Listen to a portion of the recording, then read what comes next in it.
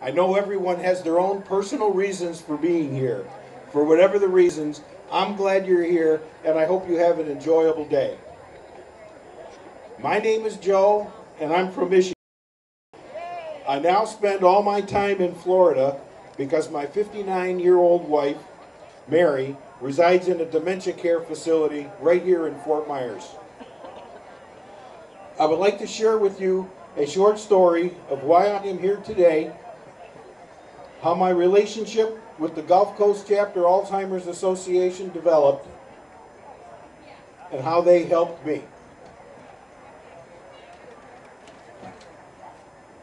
I guess you could say in a way it's a success story, but unfortunately and realistically, at the end of the day, there are no success stories with this dreadful disease. My wife Mary has frontal temporal dementia. Like all types of dementias, it has a lot of commonality with Alzheimer's disease, but at the same time it has its own uniqueness as well. Many of you that are here today are in the same position I was in about 5 years ago. You say to yourself, what's the matter with your spouse or loved one? Mary does not seem to be like Mary anymore. Your children say, what's the matter with Mom? Mom hasn't been Mom for a long time. You desperately search for answers, but to no avail at this point. Life still unexplainably goes on.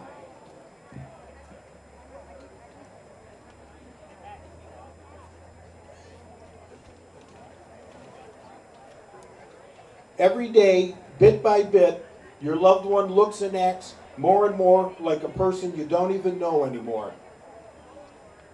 Others of you that are here today are in the same position that I was in about 2 years ago.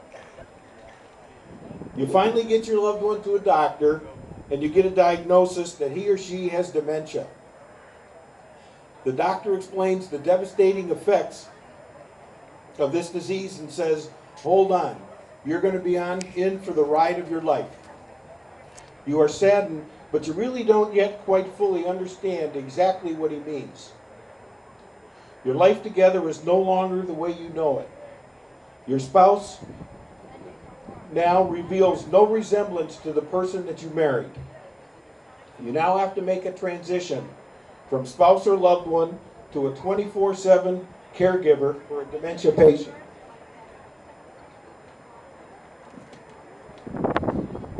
You find out quickly that there is a difference between the two. As difficult as it is, you need to detach yourself from your loved one. You need to understand this difference in order to be effective as well as to survive. If you fixate only as a caregiver, your life will disappear. Finally, others of you here today are in the same position that I was in about 4 months ago. The devastating disease has deeply and swiftly crept in. You discover the harsh realities of Alzheimer's and dementia. As a caregiver, you are constantly exhausted, completely worn out. You are always at the end of your rope. You don't know what to do. You are desperate, feel helpless, with nowhere to turn. You just can't take it anymore.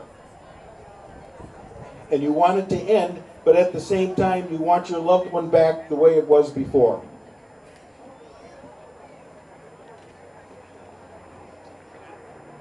As the disease continues to progress, you are tired and scared of the verbal and physical abuse from your sickened loved one.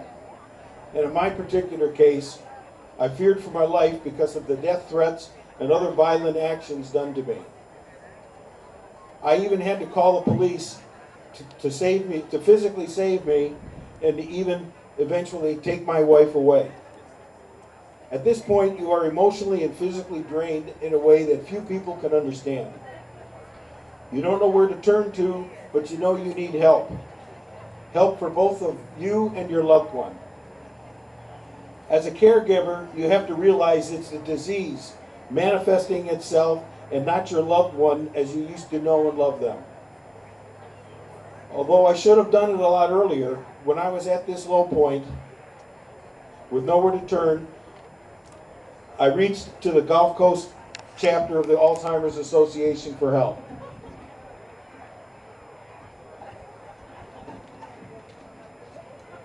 They counseled me and provided guidance. They helped me learn how important it was that I needed to take care of myself. They helped me develop a survival strategy for me, and at the same time the best course of action to take for my wife Mary. I also learned the importance of respite care. Caregivers require a break and deserve needed time alone for their own life and well-being. They need this to remain strong for the tenuous job that they have. They have to learn how to save themselves first because they will not be able to save their spouse. The Alzheimer's Association provided me with respite money, a grant so to speak, which gave me the strength for me to be able to carry on as a caregiver.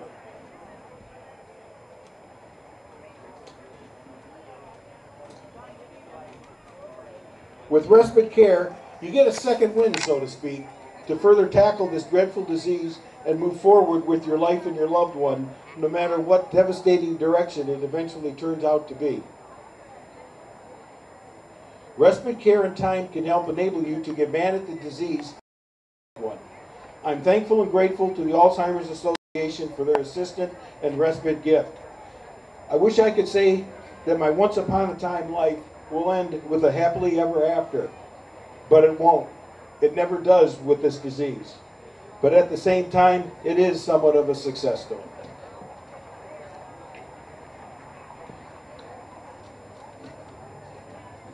The point of my experience is that I was desperate, had nowhere to turn to for help. I went to the Alzheimer's Association and learned what needed to be done. I received a grant to allow me the needed time and a strategic plan to save myself. I couldn't have done it without them. Don't wait as long as I did. My example merely scratches the surface of people's experience with this disease and what this organization can do for you. If you are currently in any one of the positions that I was in, I strongly encourage you to give them a call, quickly. Find out what's available to you.